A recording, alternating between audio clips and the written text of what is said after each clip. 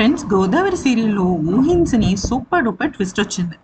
జరిగిన విషయం ఏంటంటే, మురళి అన్నకి అలకనంద ఇద్దరికి కూడా కొన్ని రకాల పూజలు చేయించడం కోసం ఫ్యామిలీ మొత్తం అంతా కూడా వెళ్తారనమాట.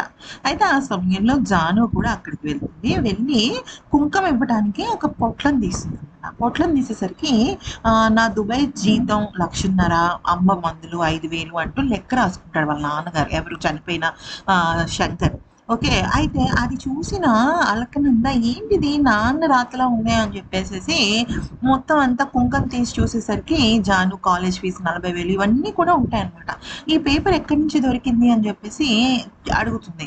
అది జూన్ 2018 నాటికైతే ఈ లోపు కిన్నెర ఏమంటుందంటే, అక్క అది నాన్న మీ అందరి కోసం ఏదో ఒకటి రాశాడు కదా, నా కోసం ఏం రాయలేదని చెప్పేసి నేను ఇట్లాగా సెలెక్ట్ చేసుకున్నాను ఈ బుక్, అది నా స్కూల్ బ్యాగ్లో పెట్టుకున్నాను అని చెప్పేసి చెప్తుంది అనమాట. ఆ డైరీ ఏది అంటే నా స్కూల్ బ్యాగ్లోనే ఉంది అని చెప్పేసి ఇస్తుంది. ఎందుకంటే స్కూల్కి వెళ్తూ వెళ్తూ పూజ అయిపోయిన తర్వాత స్కూల్కి వెళ్తూలే అంటారు అనమాట ఆ పిల్లని.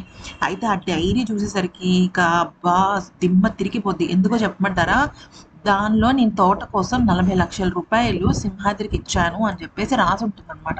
అలా రాసి ఉండేసరికి ఇక ఆ డైరీ పట్టుకొని జాను సింహాద్రి దగ్గరికి వెళ్ళి, నీ నాటకాలు కట్టిపెట్టు మొత్తం బయటపడింది నీ గురించి అని చెప్పేసి లెఫ్ట్ అండ్ రైట్ ఇస్తుంది అనమాట.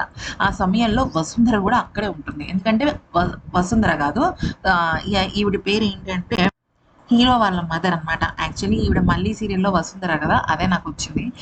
బట్ హీరో వాళ్ళ మదర్ అయితే అక్కడే ఉంటుంది. ఎందుకంటే హీరోకి విలన్ ఈ సింహాద్రి స్వయాన సొంత మేనమావ.